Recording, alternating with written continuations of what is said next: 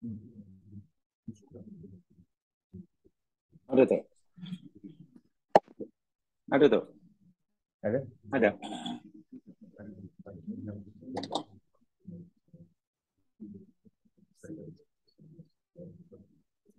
Ini record ya.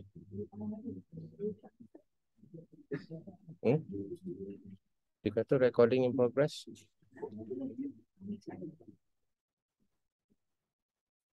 Assalamualaikum warahmatullahi wabarakatuh.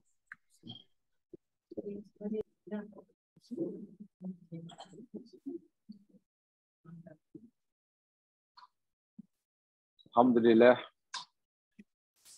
Assalatu wassalamu ala Rasulillah wa ala alihi wa ashabihi wa atba'ihi wa mawalah. Raditu billahi rabba wa bil islami dina wa bi Muhammadin nabiyya wa rasulah. Rabbi shrah li sadri wa yassir li amri wahlul 'uqdatam min lisani yafqahu qawli.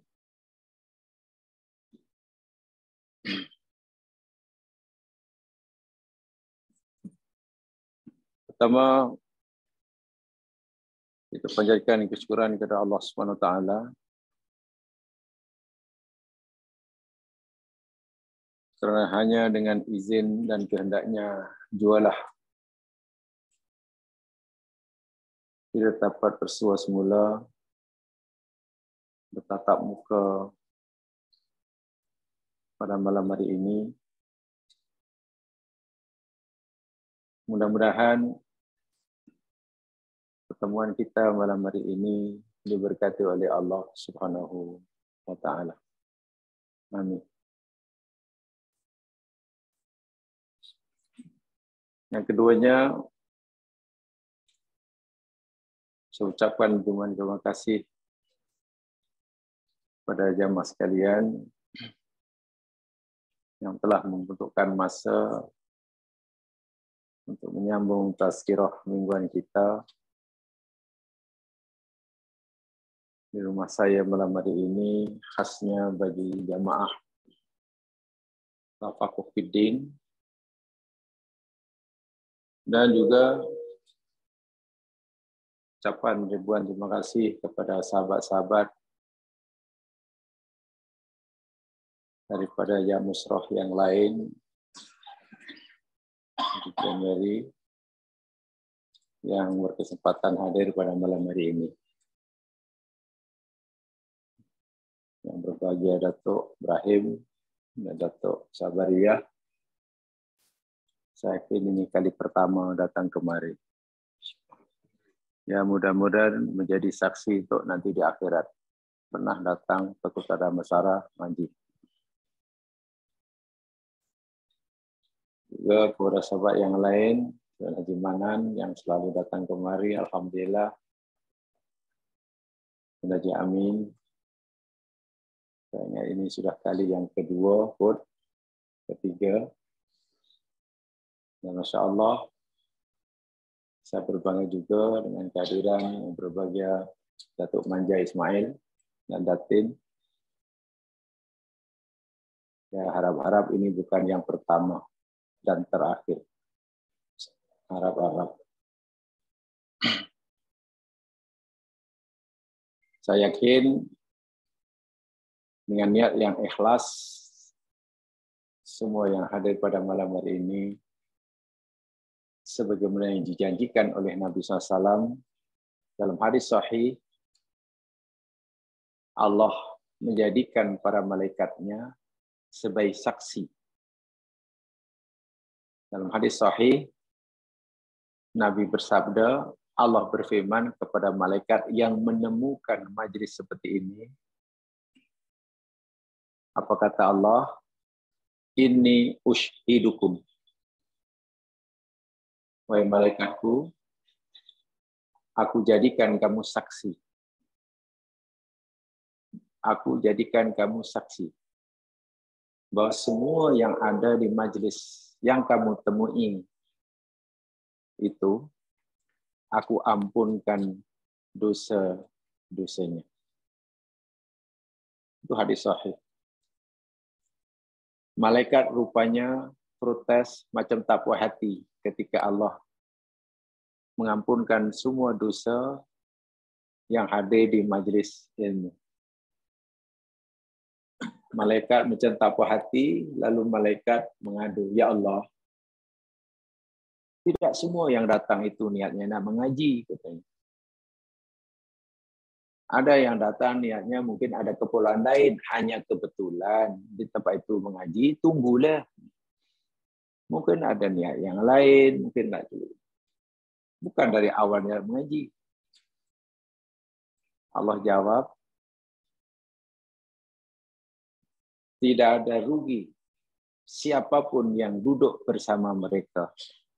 Artinya, jika sekiranya kita malam hari ini tidak niat mengaji ke tempat ini sekalipun, nak jumpa kawan atau ada urusan apalah, tiba-tiba tempat ini ada mengaji dan jamaah bersedia menunggu, itu pun termasuk yang diampunkan dosanya oleh Allah Subhanahu wa taala.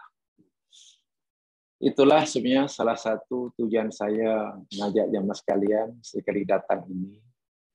Ya, berbagi pahala lah, itu sajalah niatnya. Berbagi pahala. Yang pertama. Yang keduanya tentu kita ingin mendapatkan beberapa peringatan dan pengajaran daripada ayat-ayat Allah Subhanahu wa taala yang insya-Allah kita akan pelajari sama. Jamaah yang dirahmati Allah sekalian, malam hari ini kita akan pelajari dua surah Al-Quran yang terakhir. Dua surah Al-Quran yang terakhir. Yakni surah Al-Falaq dan surah An-Nas. Yang dikenal sebagai surah Al-Mu'awwidhatain. Betul ya? Surah Al-Mu'awwidhatain.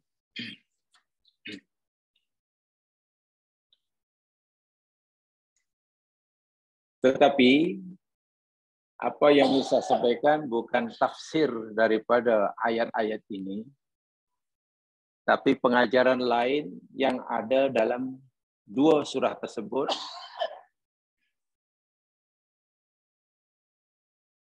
yang terkandung dalam dua ayat surah-surah tersebut.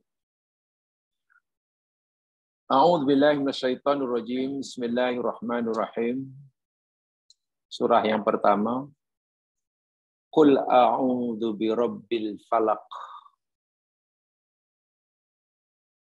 Min syarri ma khalaq.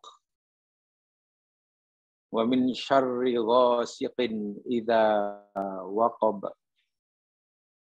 Wa min syarrin naffatsati fil 'uqad.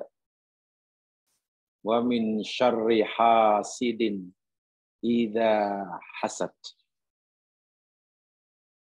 Yang kedua, a'udzu billahi minasyaitonir rajim. Qul a'udzu birabbin nas. Malikin nas. Ilahin nas. Min syarril waswasil khannas alladzi yuwaswisu fi sudurin nas minal jinnati wan nas. Terjemahannya jamaah boleh baca sendiri di situ. Tapi saya seperti mana saya katakan di awal tadi, saya tidak akan menafsirkan ayat ini, jadi bukan tafsir, tapi saya ingin menyampaikan pengajaran yang ada dalam ayat ini, salah satu dari pengajaran yang dalam ayat dalam dua surah ini. Dengan tajuk Musibatud Dunya wa musibatuddin. Itu tajuknya. Musibah dunia dan musibah agama. Kedua surah ini mengandungi dua jenis musibah. Karena musibah memang ada dua. Surah Al-Falaq itu cerita tentang adanya musibah dunia. Sementara surah An-Nas itu bercerita tentang adanya musibah agama. Musibah sebagaimana yang kita kenal, yakni apa saja yang berlaku terhadap diri kita, sesuatu yang kita tidak menyukainya. Musibah. Surah Al-Falaq cerita tentang musibah dunia. Kematian, kehilangan barang, sakit, rugi dalam perniagaan, terbakar kilangnya. Ini adalah musibah dunia. Kalah bertanding, itu musibah dunia. Ya, kalah bertanding. Musibah dunia. Sementara musibah agama dalam surah An-Nas, musibah agama yakni sama ada kita meninggalkan suruhan Allah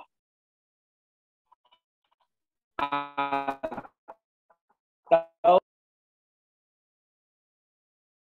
bila kita melanggar apa yang Allah tegah atau kita melakukan apa yang Allah meninggalkan apa yang Allah perintah, maka kita telah tertimpa musibah agama.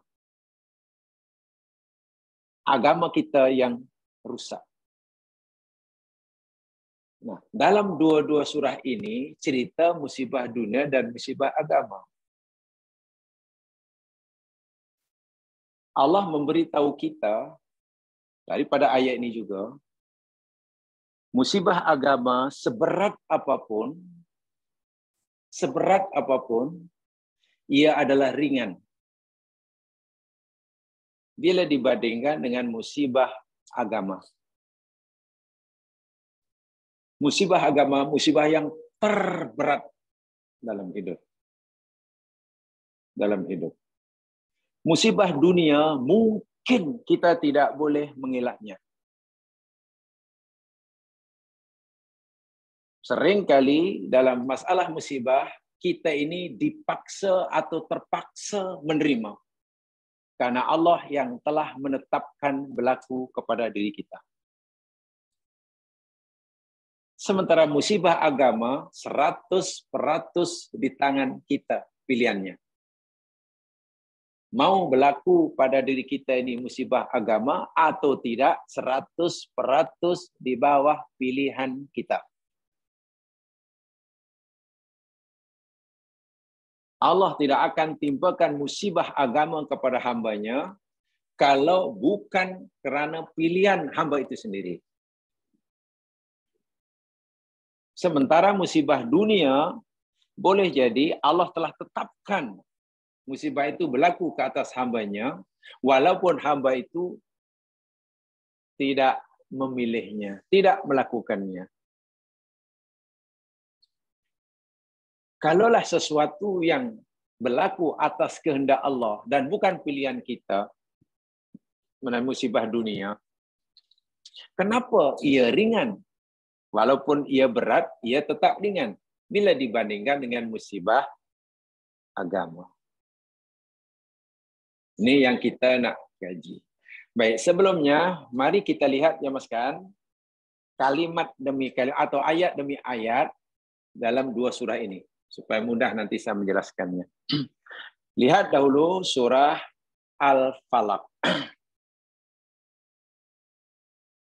Qul a'udzu birabbil falaq.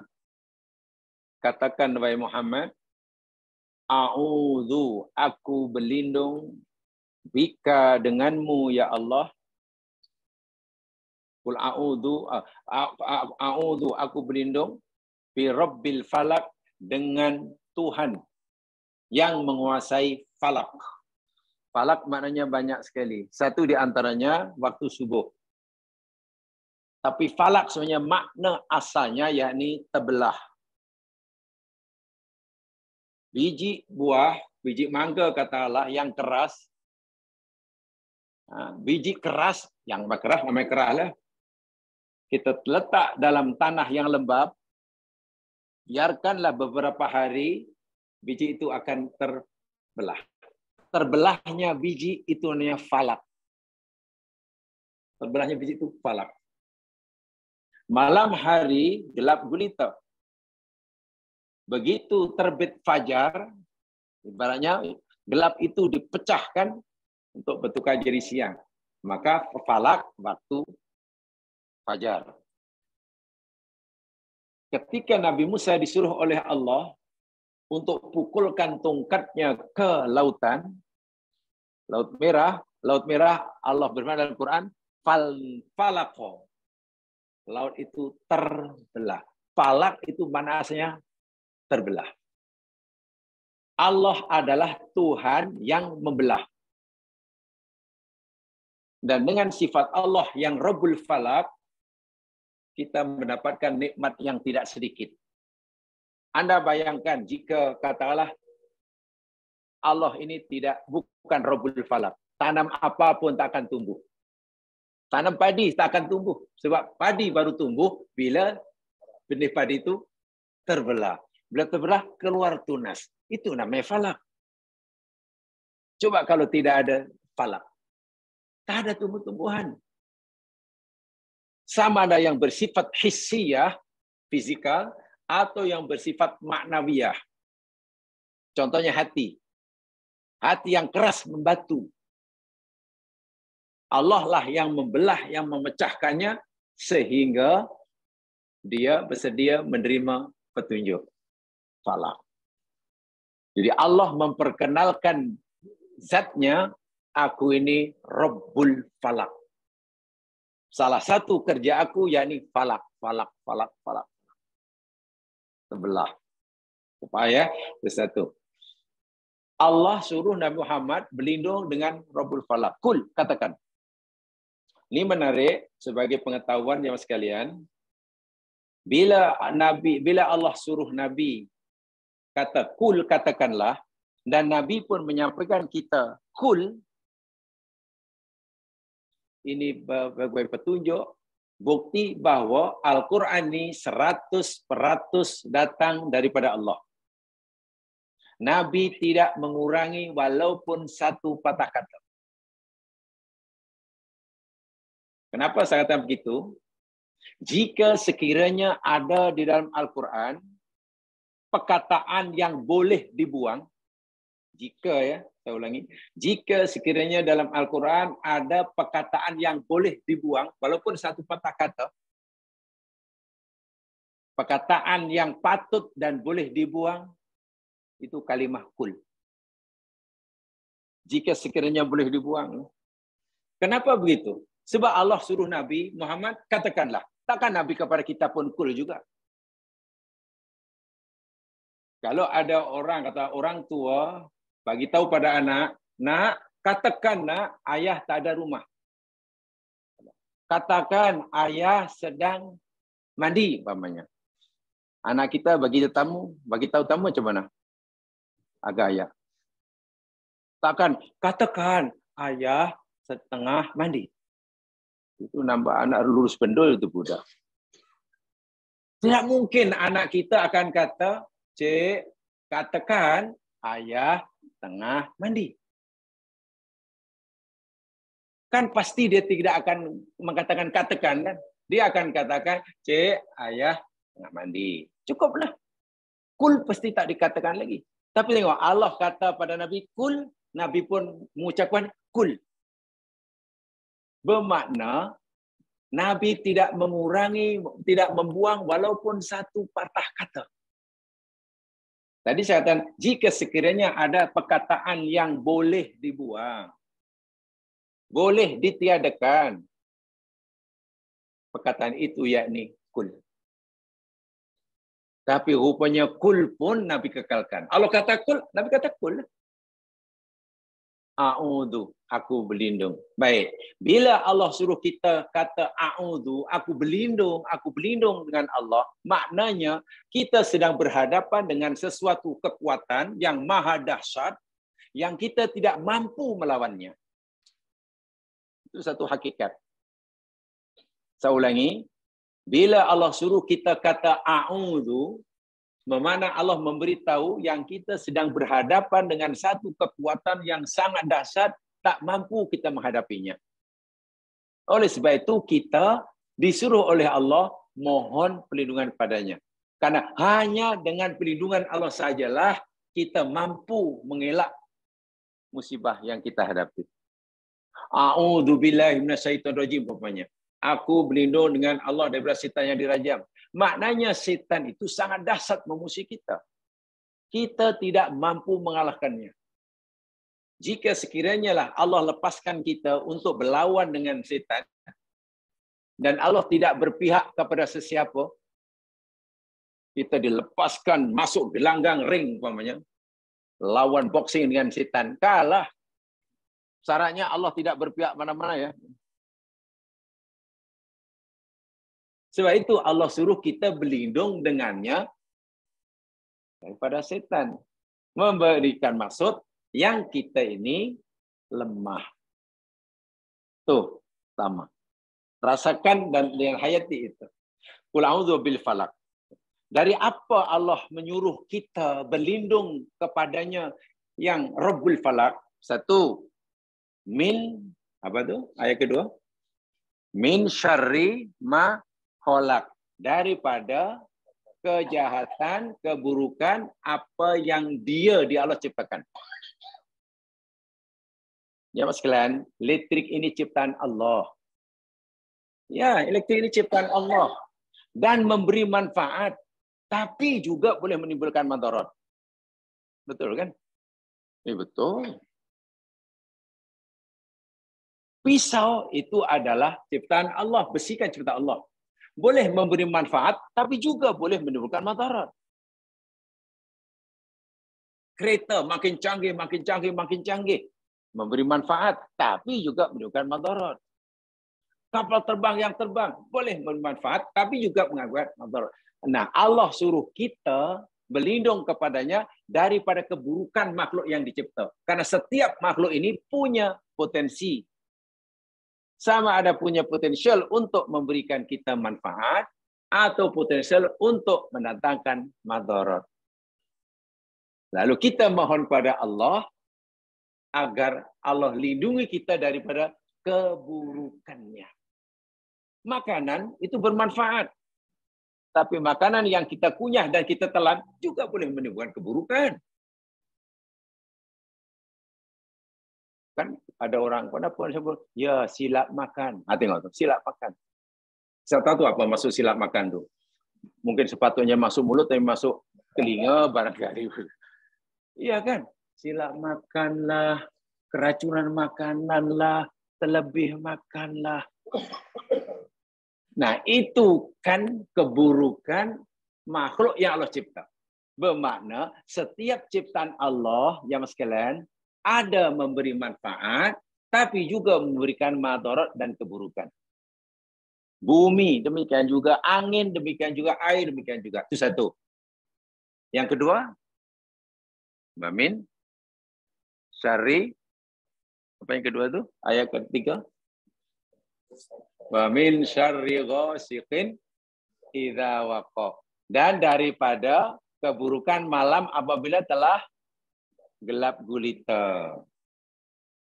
Malam bila telah gelap dan kita sedang tidurnya, macam-macam musibah. Orang mencuri pun menunggu tuan rumah leka. Orang dahulu lagi duduknya dalam gua. Boleh jadi binatang yang buas keluar. Jadi malam walaupun memberi manfaat bagi kita, contohnya dengan qiyamul lail, tapi malam juga berlaku keburukan. Minta maaf, bahkan orang-orang dahulu masyarakat yang masih tradisional, masyarakat mungkin ya masih tradisional lah, yang susah sekali untuk bersatu padu, yang mereka mengamalkan ilmu hitam, black magic, apa itu yang jadi jauh kan? Tujuh kan nama tu. Kalau dah tak suka orang, tujuh mana ni puja di sini, tiba-tiba yang di tujuh tu sakit perut lah. Tiba-tiba ada paku 1 kilogram dalam perut. Dan biasanya orang melakukan macam ini malam hari. Jarang waktu duha, apalagi tengah hari. So, kejahatan boleh timbul. Dan Allah menyuruh kita berlindung kepadanya daripada kejahatan yang berlaku malam hari. Nombor 3, apa tu? Min syarri ghasikin idza waqab. Yang ketiga, min syarri nafasati fil uqad. Allah suruh kita berlindung daripada kejahatan tiupan orang yang meniup tali yang diikat. Maknanya ahli sihir. Orang dahulu bila nak melakukan sihir, niat jahat pada orang lain, dia menggunakan perantaraan tali yang disimpul mati. Lalu dihembus-hembus. Nafasa itu mana menghembus, meniup. Sakitlah yang kena 7 itu. Maknanya kejahatan ahli sihir.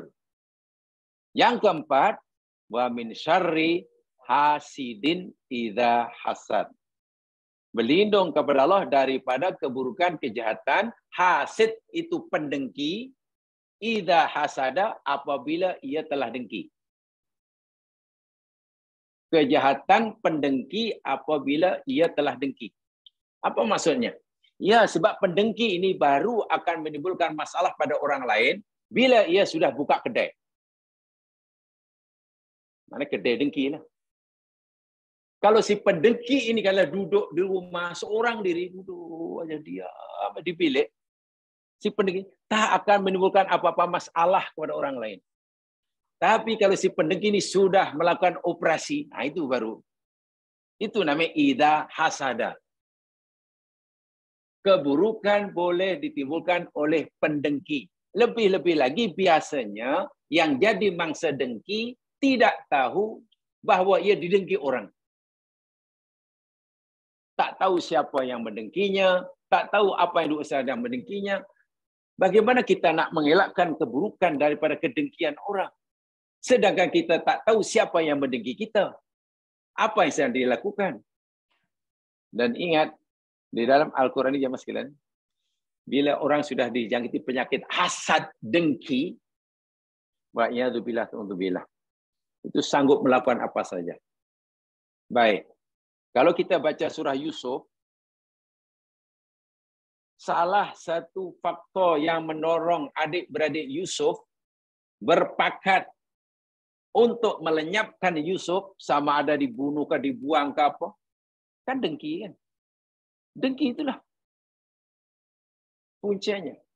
Jadi orang ini sanggup membunuh orang lain.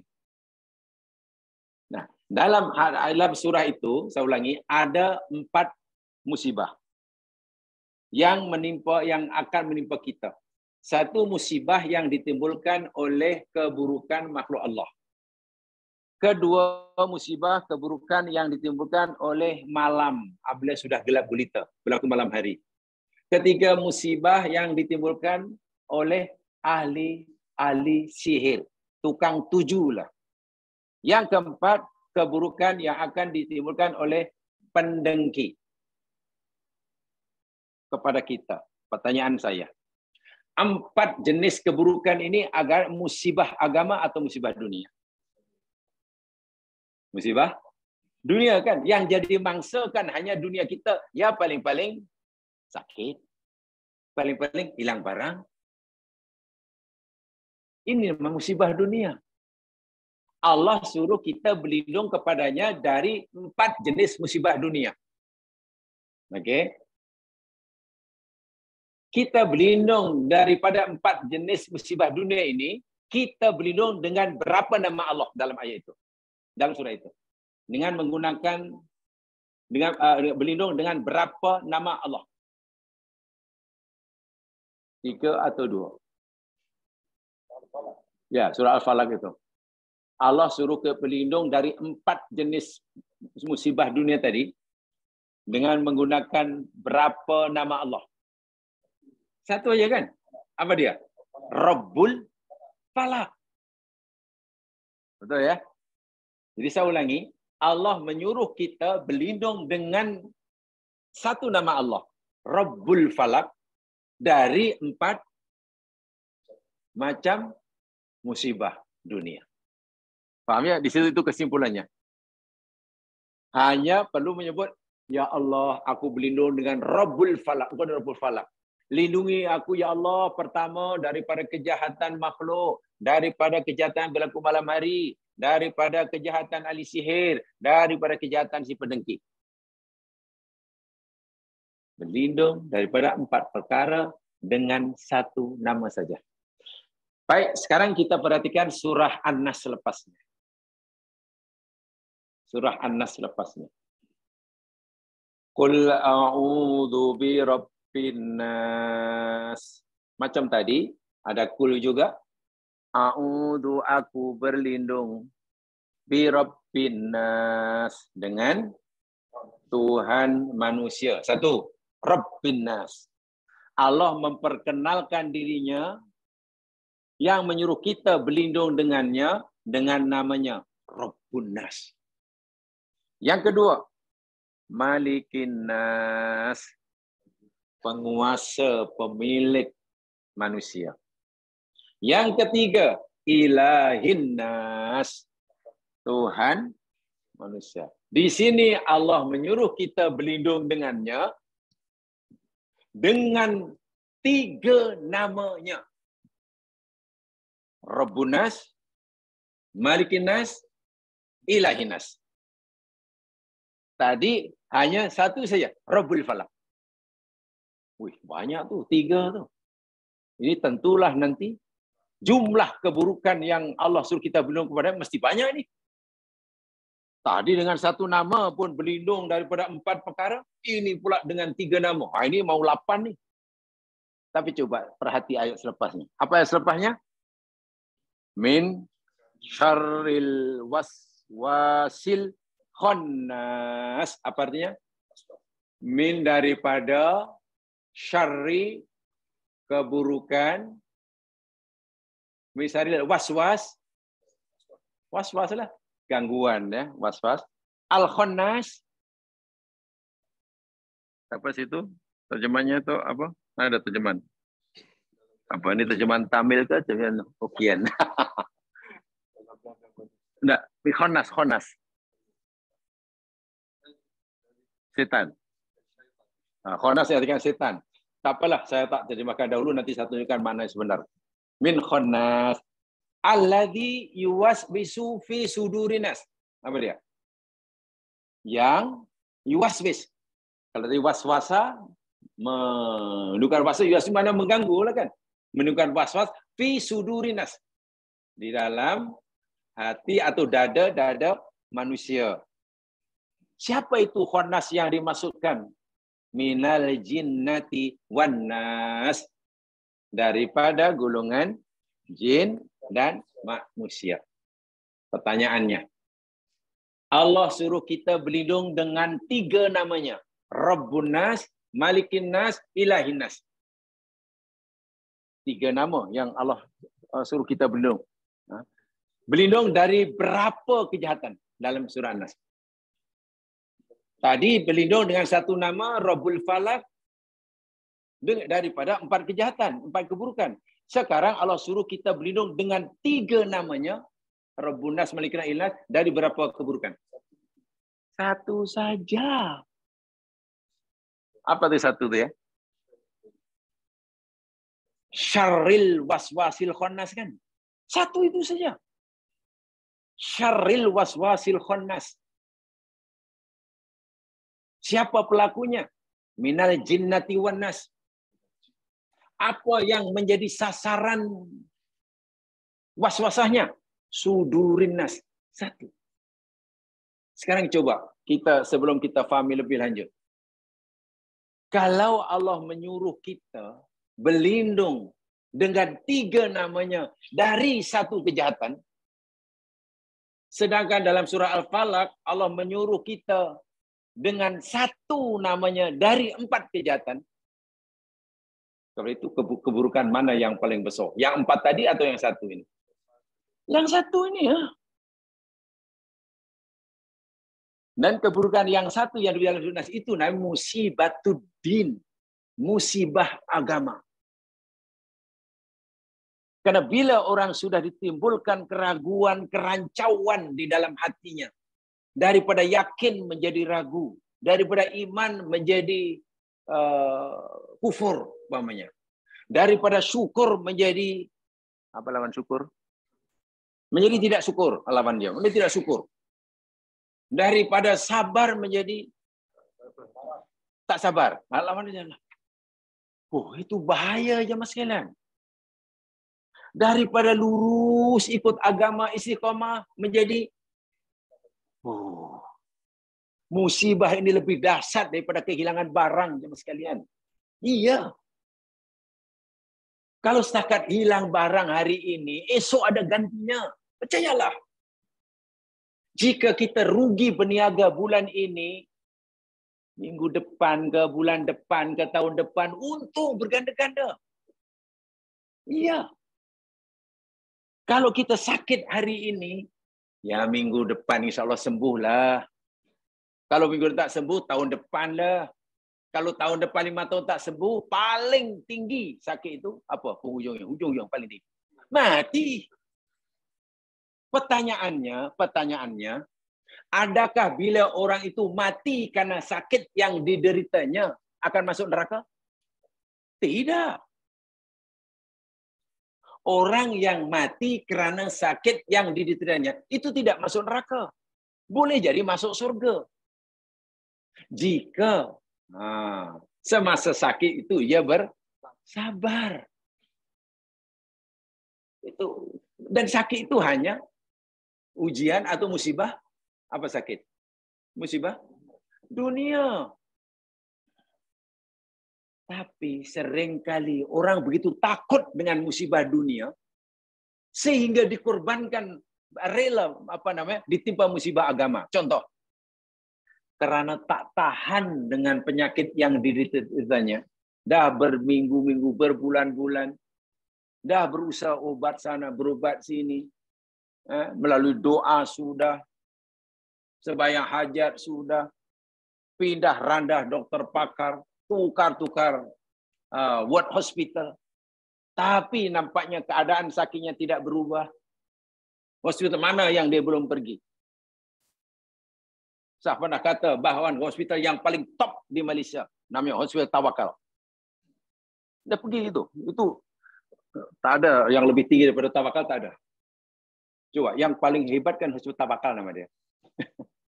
Tapi tak sembuh. Ingat ya, sakit itu musibah dunia. Bila mati, belum tentu masuk neraka. Bahkan boleh masuk surga. Tapi karena tak tahan, tak sabar dengan musibah dunia, rela tertimpa musibah agama. Bagaimana caranya? Nampaknya sia-sia saya berobat dengan cara begini. Sampai betul juga kata kawan itu, apa salahnya namanya ikhtiar? Pergi Thailand. Jumpa tuh orang yang ikhram selama-lamanya pakai kain ikhram lah. Tapi kain ikhramnya bukan putih lah. Yang orange itu kan. Wih, itu yang bro. Dan tahalul sentiasa. Tapi sembuh. Ramai orang yang buat. Tapi itu kan sami kan syirik. Iyalah syirik. Tapi ikhtiar daripada sakit macam ni. Kalau syirik, memanglah syirik. Tapi apa ruginya kita buat syirik sekali nanti sembuh. Balik taubat lah. Tahu tak jemaah sekalian? Bila kita syirik, maknanya yang jadi mangsa bukan badan kita. Yang jadi mangsa adalah iman kita.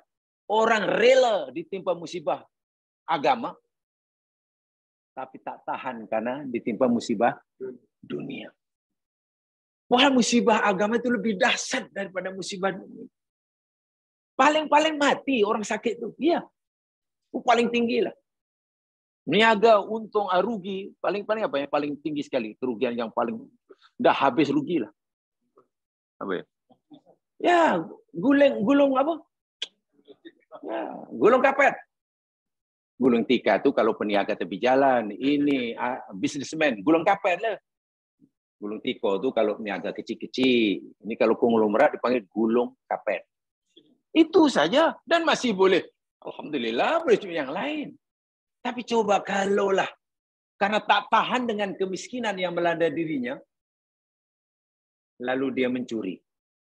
Bila ia mencuri, itulah namanya musibah agama. Tak tahan tertimpa.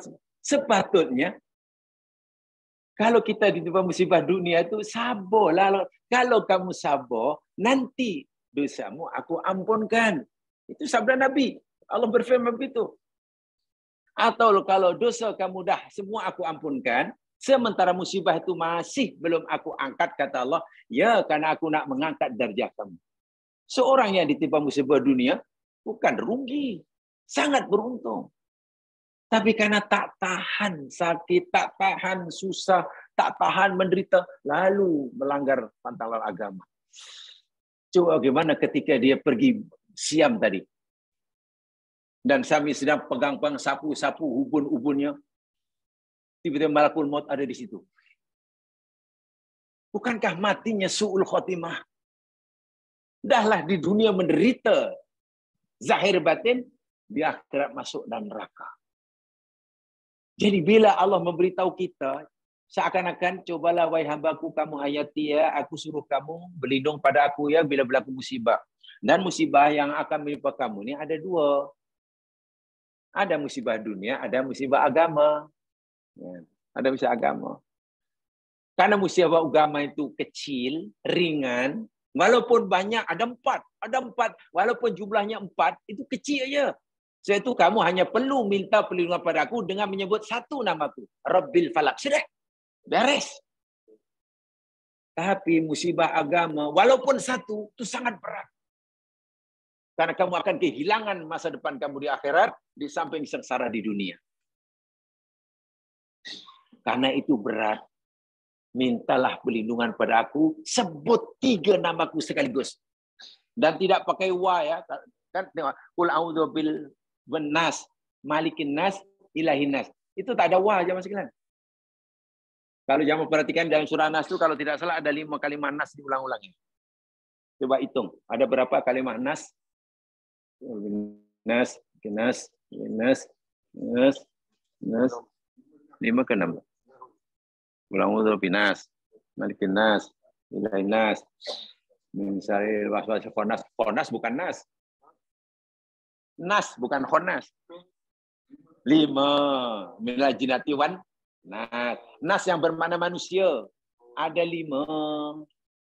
Betul ya? Ada 5. Kenapa 4 yang pertama? 1, 2, 3, 4. Bin nas, malikin nas, ilahin nas. Kan? Kemudian alladhi waswisu fi sudurin nas. Tidak ada waw. Wa dan. Hanya waw letak dalam nas yang terakhir. Minal jinnati wan.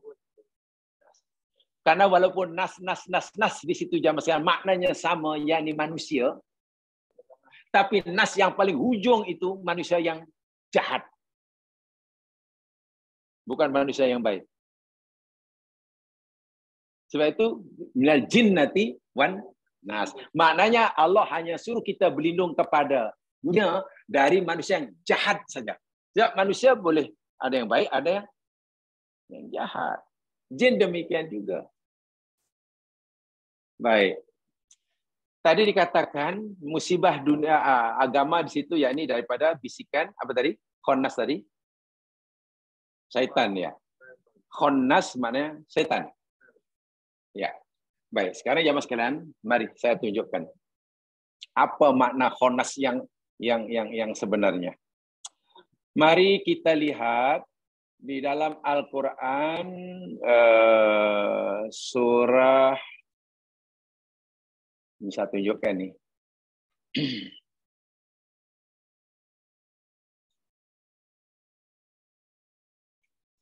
Di dalam surah At-Takwir, surah yang ke-81.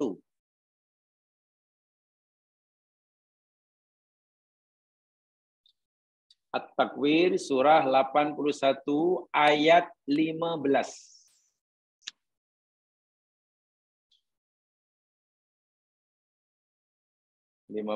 dan 16 lah bolehlah kita ya. Sebenarnya ayat ini bukan ayat biasa nih ya, Mas Yan. Ini ayat yang memahaminya tidak mudah. Untuk memahami ayat yang ke-15 dan 18 memang tidak mudah. Memang tidak mudah. Karena ilmu alatnya untuk memahami kedua ayat ini ada di alam semesta. Jadi tanpa kita memahami alam semesta susah. Ayat yang ke-15 berbunyi fala uqsimu bil khunnas. Khunnas. Dalam surah An-Nas tadi khunnas, betul? Tadi khunnas, ini khunnas. Bunyinya berbeza ya, tapi root word-nya sama ke serupa?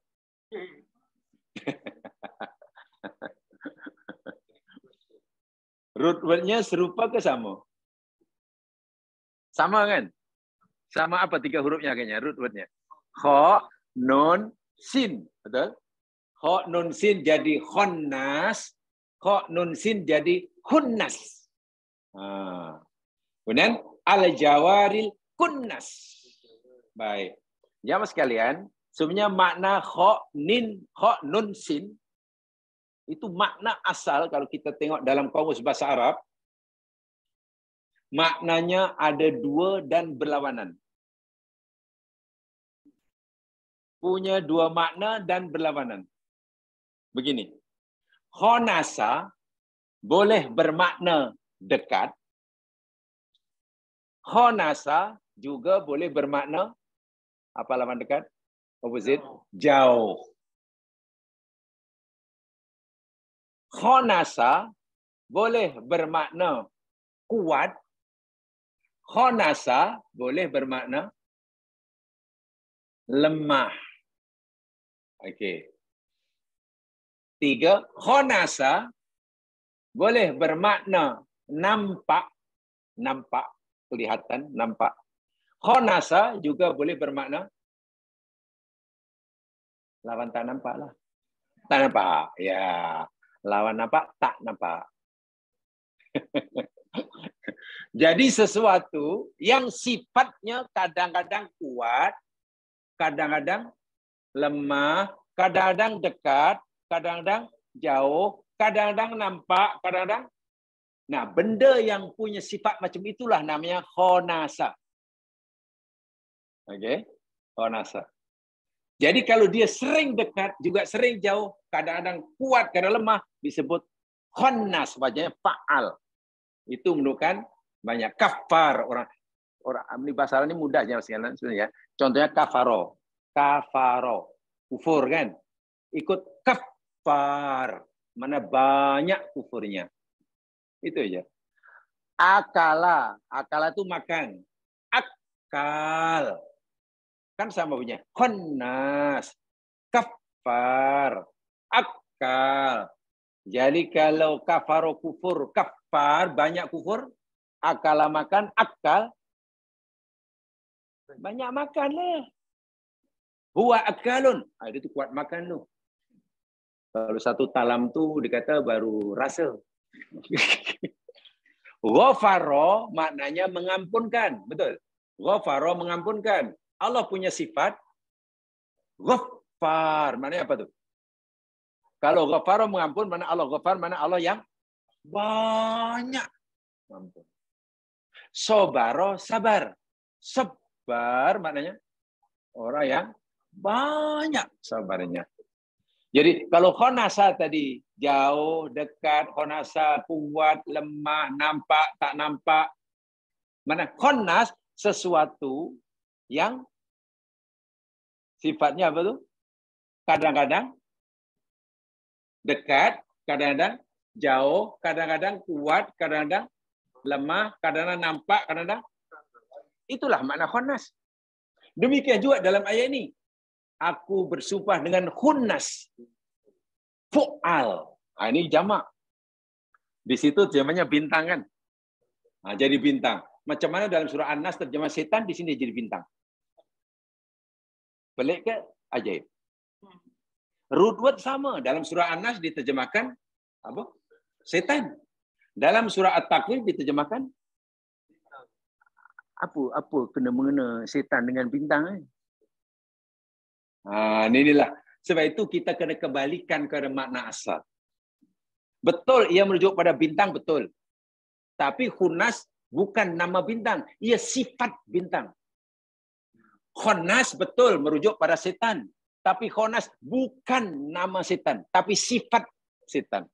Setan itu sifatnya jemaah sekalian, kadang-kadang dekat dengan kita, kadang-kadang jauh, kadang-kadang kuat, kadang-kadang lemah, kadang-kadang nampak, kadang-kadang itulah setan.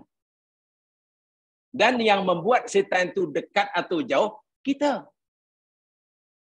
Bila hubungan kita dengan Allah itu lemah, setan jadi kuat dan dekat dengan kita.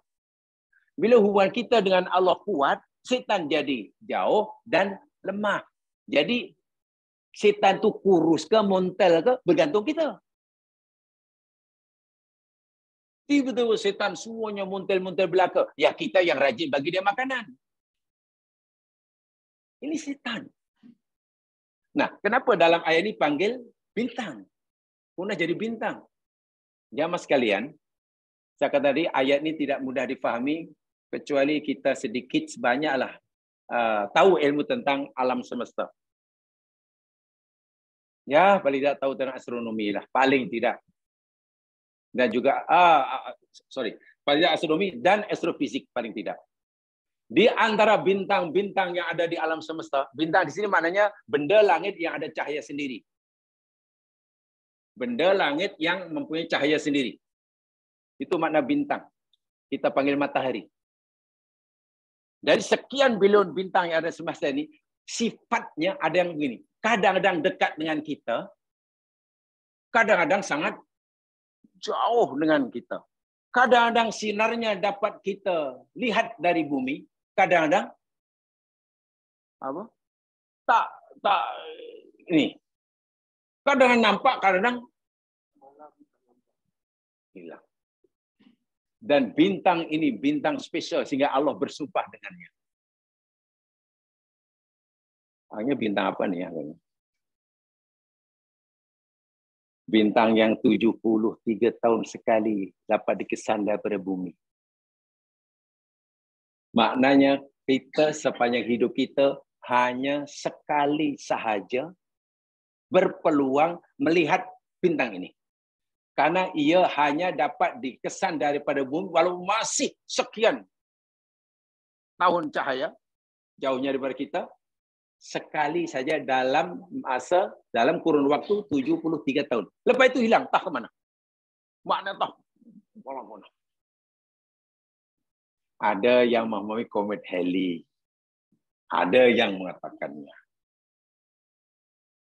Dan sifatnya bukan sekadar kadang dekat, kadang jauh, kadang nampak, kadang tak nampak. Quran kata al-jawari dalam ayat ke-16. Jawari itu daripada jaro yajri, maknanya beredar, bergerak. Bergerak. Sentiasa bergerak, berpusing terus, tak henti-henti.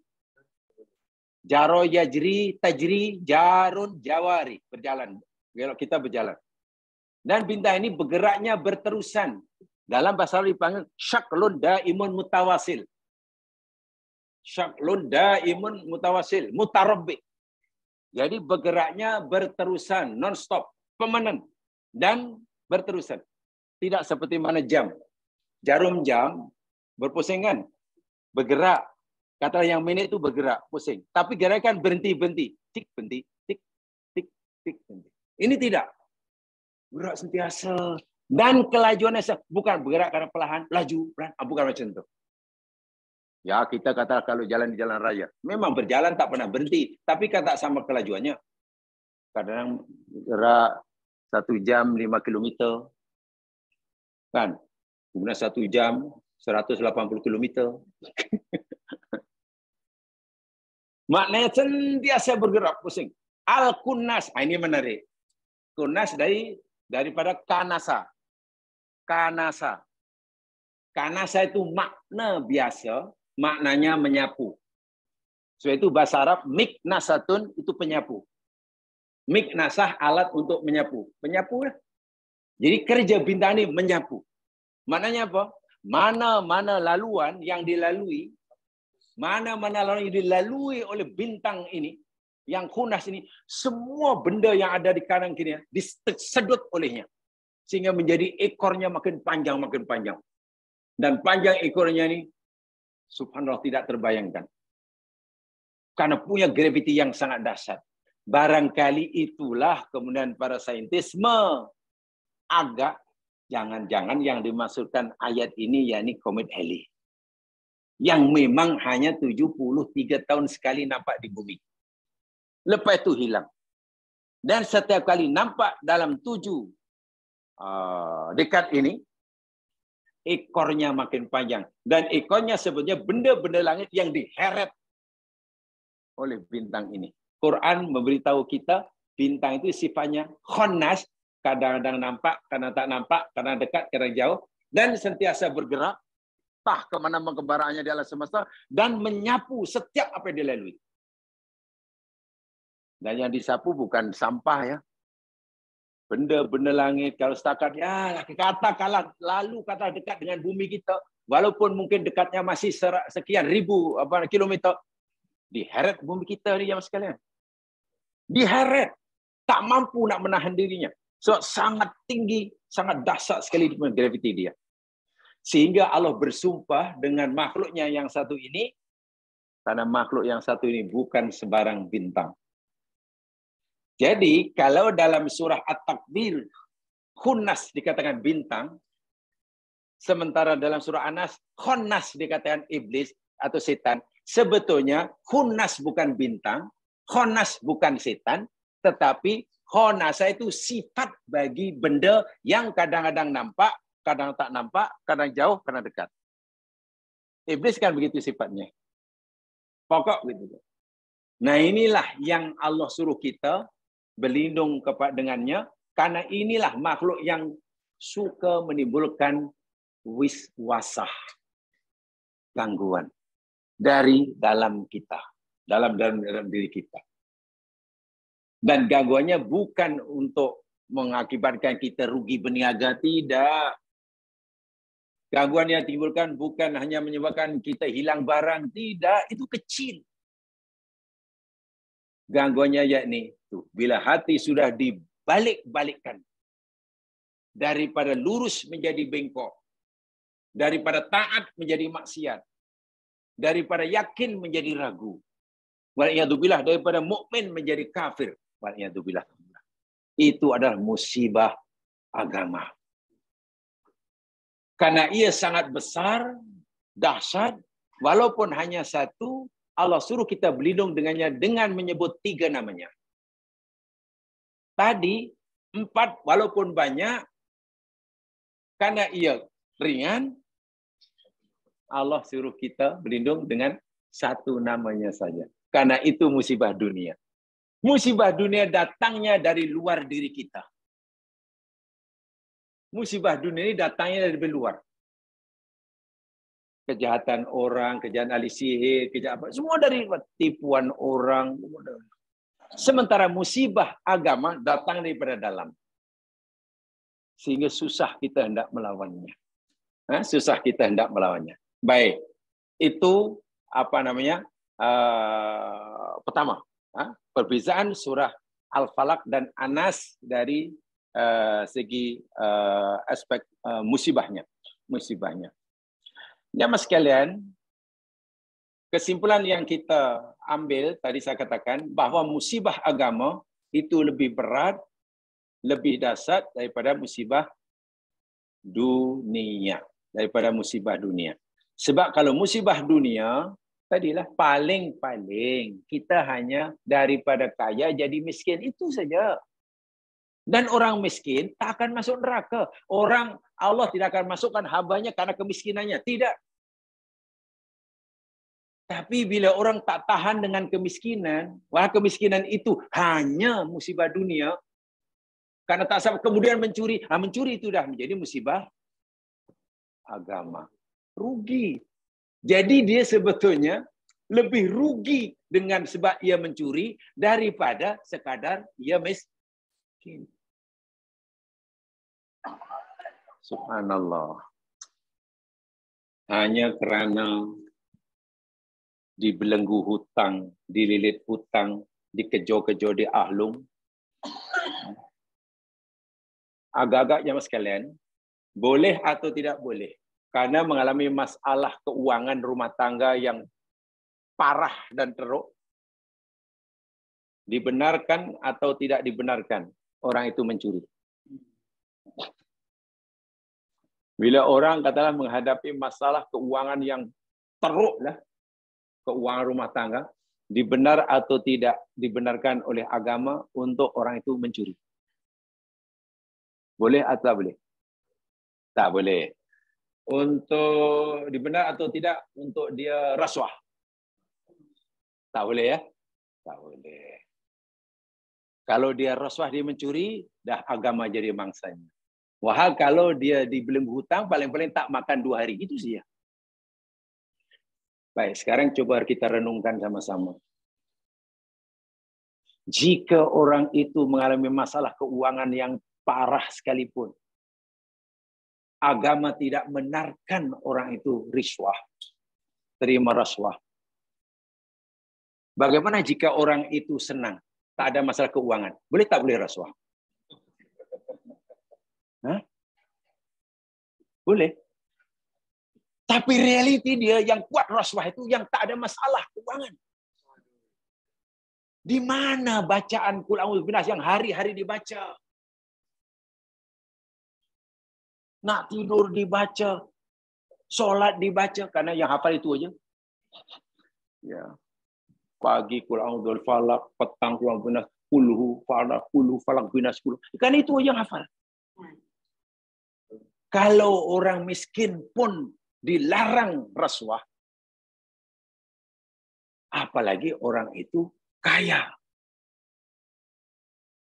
Masalahnya yang sering laku rasuah tetara itu kan orang yang berduit atau orang tak berduit. Ya, agak-agak lah. Sebab saya tak kenal. Berduit ke tidak. Tapi napanya berduit lah orang yang berarti rasuah ni. Orang kaya. Buktinya masa begitu ramai nyokong dia. Wah, betul naik kereta mewah-mewah. Coba kalau dipikir di mana kita nak meletakkan nasib kita di akhirat. Apa yang ditakuti? Okeylah, kalau orang itu miskin mungkin takut tak makan, mungkin takut dibunuh ahlung, mungkin. Jadi jika ia mencuri, mungkin ya logik boleh, secara logik macam boleh, bukan boleh menerima ya, fahamlah kan, boleh ya fahamlah memang pak. Nak kata patut tak boleh, takkan patut pula. Benda salah mana boleh patut. Tapi ini ya Allah yang menipu, yang merumpak, yang kong kaling kong. Tahu kong kaling kong? Ya, kong kaling kong lah. Saya pun tak tahu sebab bahasa pun tak tahu maknanya itu susah tu. Itu satu operasi yang paling sulit sebab istilah pun kong kaling kong pun susah artinya. Itu bukan orang susah. Bukan orang tak makan, bukan orang tak sewa rumahnya masih sewa, masih pakai motosikal buruk, tidak. Coba apa itu? Inilah karena tak paham musibah agama itu lebih dahsyat sekalian. Lebih dahsyat.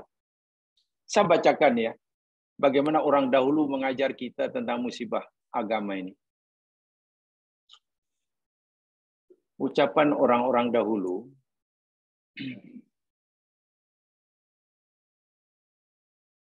mana dia?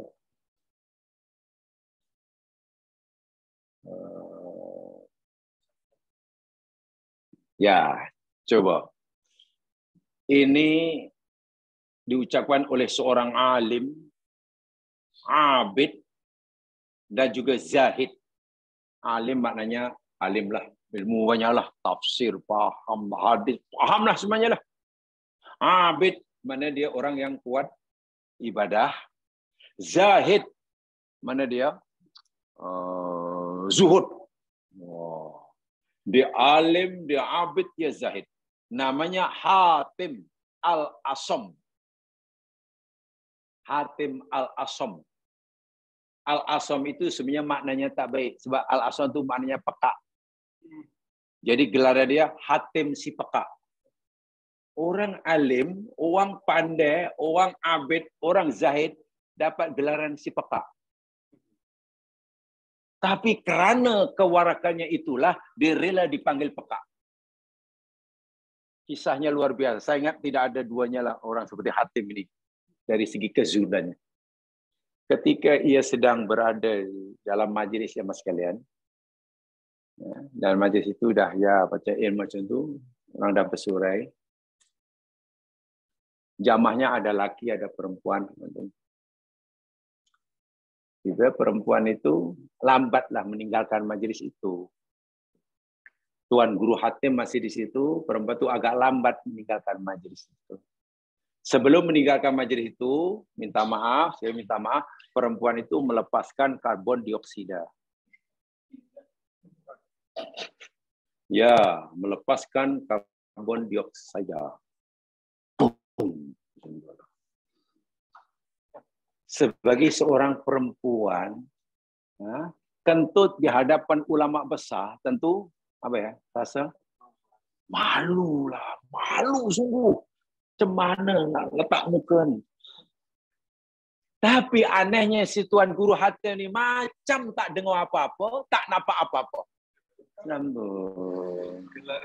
Jadi perempuan ni rasa, jangan-jangan dengar. Lalu dia tanya, Tuan Hatim, saya nak tanya Tuan Hatim dengar apa-apa? Hah? Apa? Katanya. Enggak, Tuan Hatim dengar apa-apa? Hah? Kuat sikit. Jadi pura-pura dia peka. Pura-pura. Tuan Hatim atau mungkin tadi bau apa-apa ke? Hah? Apa? Ketika Tuan Hatim pura-pura peka, itu pura-pura tu. Niatnya nak menjaga muruah si perempuan tu. Sebab kalau perempuan tadi, kalau Tuan Hatim kata, ya saya dengar, tak senonoh awak, malulah dia. Walaupun Tuan Hatim tidak akan cerita pada orang lain, tapi sekurangnya, dah ada orang tahu kan. Akhirnya perempuan tu keluar bagi tahu, subhanallah rupanya Tuan Guru kita itu peka. Kita tak baru tahu peka. Iya, peka. Mulai hari itu peka itu melekat pada Hatim si peka, Tuan Hatim si peka. Hingga wafat. Dan baginya tak kisahlah dipanggil peka pun tak apa, asal muruah perempuan itu terjaga. Dia tidak jatuh marwahnya. Karena kalau dia mengetahui, kan jatuh marwah. Baginya tidak mengapa digelar peka, semata-mata karena hendak menjaga muruah. Bahasa Arab muruah, bahasa Melayu marwah. Marwah seseorang. Ada yang sanggup jadi Hatim macam itu sekarang. Dr. Hatim mampu. Bayangkan tu. Itu orang dahulu macam tu. Dia alim. Dia kuat ibadah dan dia zahid. Kadang saya fikir. Dan rela dipanggil, bukan dipanggil, diberi gelaran dan ditulis tu. Setiap orang mendewarkan ilmu dia mesti Hatim Al-Asam. Hatim Al-Asam. Glamour ke gelaran pekat ni? Subhanallah. Kalau baca kisahnya kita kecil rasanya di hadapan orang yang hebat seperti ini. Dia berguru, salah seorang gurunya namanya Imam Syaqiq Al-Balkhi.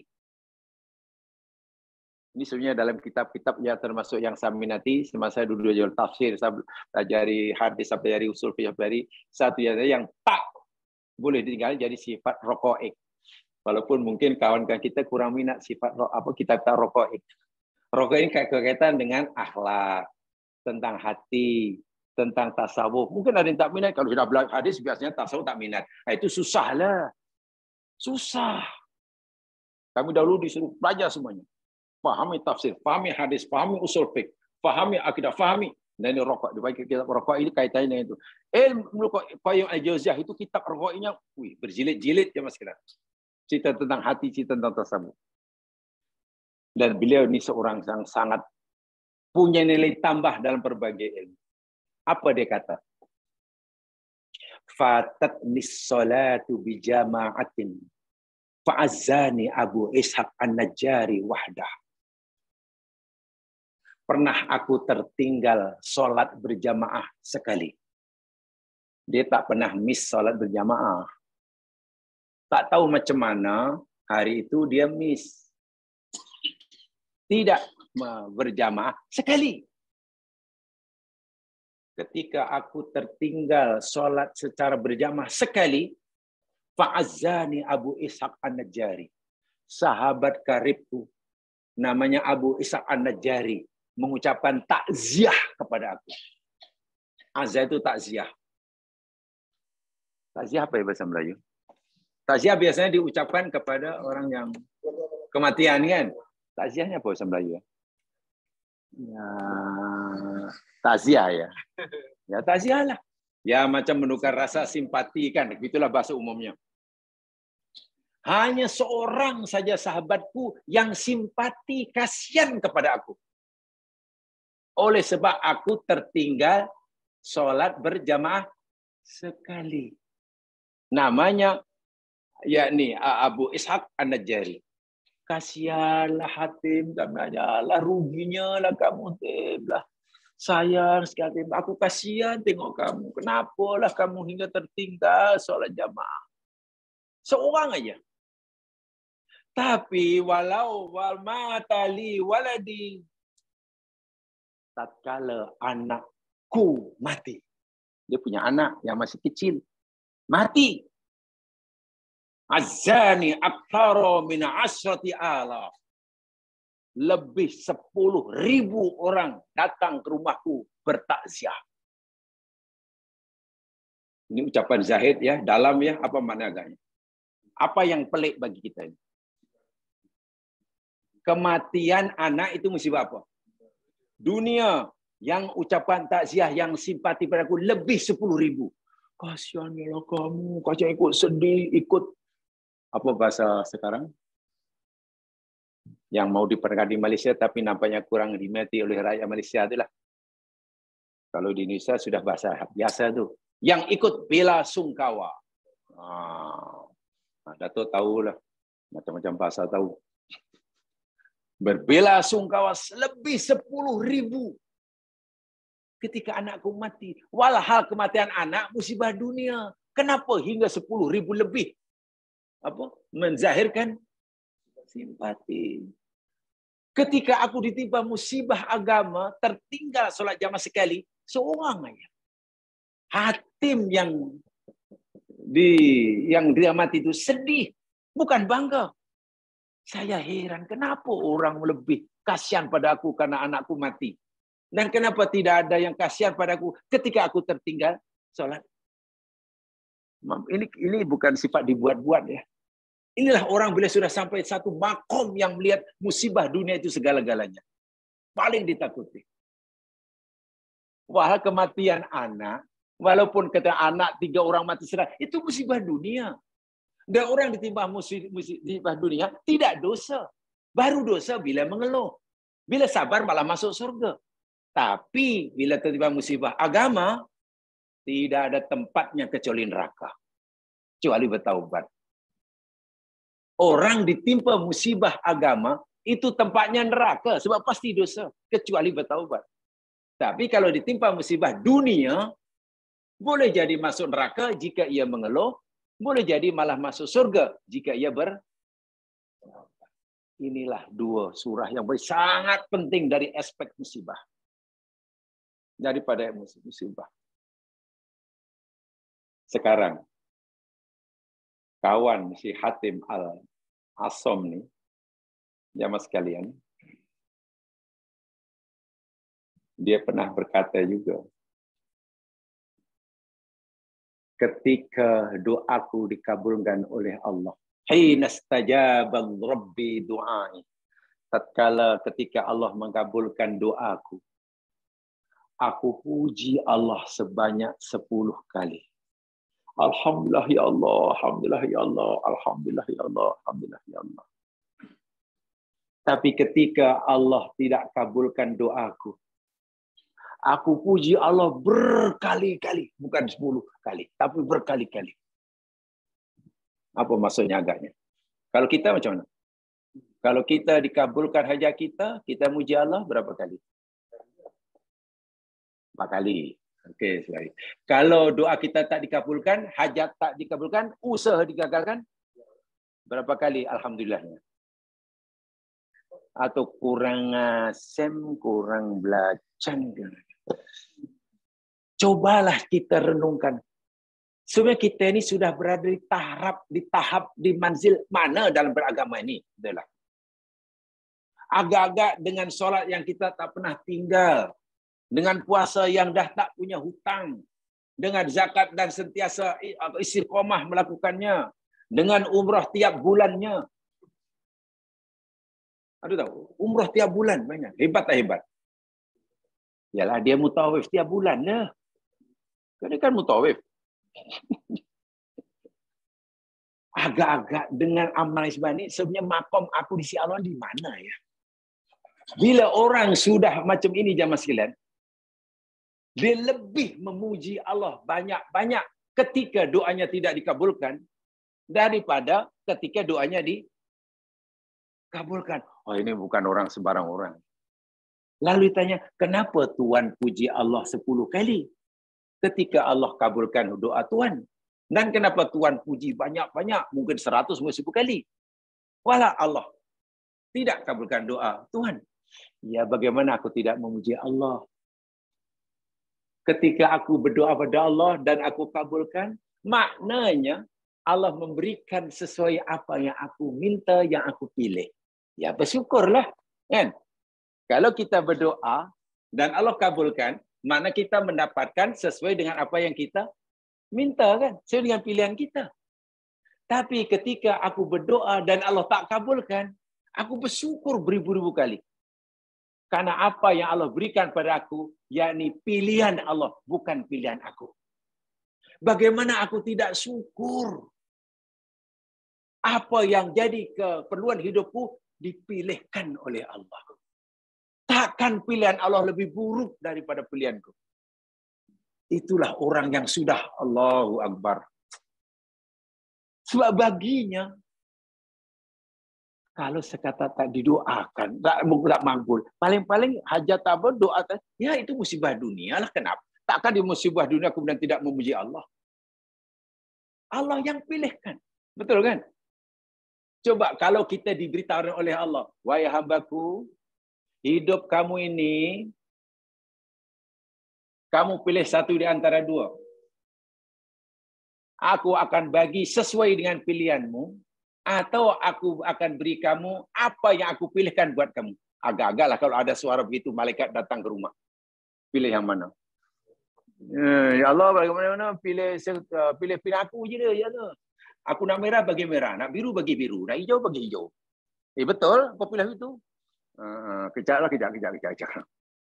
Sebab kalau kamu serahkan kepada aku yang memilihkan kepada kamu, ya kamu mesti samina wa ta'na. Boleh jadi apa yang kupilihkan pada kamu tak sesuai dengan pilihan kamu. Kamu mampu menerimanya. Apa kata kalau engkau berikan pilihan kepada aku, ya Allah pilihkan sesuai dengan pilihanku. Wah, itu kurang asam punya orang. Kan? Kita suruh Allah pilihkan sesuai dengan pilihan kita. Bagaimana mungkin? Walhal pilihan Allah itu jauh lebih baik daripada apa yang Allah daripada apa yang kita pilih. Inilah jemaah sekalian. Bila kita bicara tentang dua surah ini sebenarnya tidak habis-habis. Betul. Saya sengaja malam ini karena ini ya tajuk khas lah, ya, tajuk khas. Lain kali bukan lagi. Ya itu aja sekali aja walaupun bersiri-siri. Betul. Tahun apa ya? 90-an lah. Ya, waktu itu anak saya itu masih ikut kelas yang sulung dan dulu kecil lagi ada gambar dia. Masih kecil lagi. Saya pernah sampaikan beberapa siri. Anak saya masih kecil, masih ikut saya malam-malam ikut ngaji itu. Dan memang sangat dalam maknanya. Terpulanglah kita nak tafsirkan dari aspek mana. Ada orang mentafsirkan dari aspek sihir sebab ayat ini diturunkan oleh Allah bersempena dalam satu riwayat Nabi kena sihir Yahudi, gitu kan? Kemudian Allah turunkan ini suruh baca sehingga walaupun riwayat itu masih dipetikkan di kalangan ulama hadis. Contohnya, betul ke riwayat itu? Iyalah betul riwayatnya begini-gini. Tapi mungkinkah Nabi yang kali maksum kena sihir ni? Sihir ni kan setan. Macam mana boleh menentukan Nabi? Sehingga malaikat pun turun tangan. Ya pula ya. Nah, itu masih sebab itu saya tidak menyentuh itu tadi, biar itu jamaah tadi sendirilah. Menyentuh yang apa yang perlu untuk kita. Ya. Itu jamaah sekalian, jadi mudah-mudahanlah sedikit yang saya sampaikan ini menjadi peringatan bagi saya. Dan alhamdulillah kalau dari kalian jamaah sekalian, kurang lebih yang dimaafkan, dan lagi sekali ikhlaskan niat kita sama-sama di majlis ini karena jaminan daripada Allah melalui Nabi kita. Doa kita yang ada di majlis ini malam hari ini diampunkan oleh Allah. Itu hadis Nabi, yakinlah. Diampun. Bayangkan. Kalau kita teruskan yang kita pelajari, kalau kita baca surah At-Taubah, saya yakin jamaah yang duduk pasti lenguh. Lenguhnya itu amal soleh. Baca surah At-Taubah. Lenguhlah. Lenguh itu dicatat sebagai amal soleh. Ya. Saya mengantuklah. Mengantuknya itu amal soleh. Tapi saya dah dahaga lah bila minum. Dahaga itu amal soleh. Iya. Itu dalam surat itu. Tak tenang macam mana. Itu yang saya kadang-kadang saya, ya Allah, ya Tuhanku, agak-agaklah kalau kita boleh menyebarkan ilmu dan berkongsi amal macam ni. Walaupun tak seberapa, beruntungnya kita. Sebab saya kata tadi, kita ini perlu mencari bekalan sebanyak-banyaknya untuk jumpa Allah. Sebab bekalan untuk hidup dunia, insya Allah cukup. Saya yakin semua jamaah apa yang nak kita makan esok ada. Saya yakin itu. Jadi kalau itu tetap dikhawatirkan, bila kita nak berbahagia ya, bila kita nak menaikkan makom di sisi Allah Subhanahu wa taala. Jadi saya ucapkan sekali, mohon maaf sebanyak-banyaknya, sekaligus tahniah sahabat pada jamaah sekalian yang dengan ikhlas memperuntukkan sebahagian rezeki Allah berikan pada kita malam hari ini, tenaga dan masa, waktu untuk berada di majlis yang amat-amat diridai oleh Allah SWT, yang jaminannya salah satu daripadanya terampunkannya segala dosa. Belum lagi kita sekarang ini statusnya fisabilillah. Sekarang ni status kita ni fisabilillah. Apa kesannya? Apa akibatnya? Jika, minta maaf ini bukan menakut-nakutkan ya. Saya tidak akan. Jika sekiranya ajal jamaah datang saat ini, kematian jamaah mati syahid. Ya, mati syahid. Hingga balik sampai ke rumah. Tapi harap-harap janganlah ada yang meninggal di tempat saya.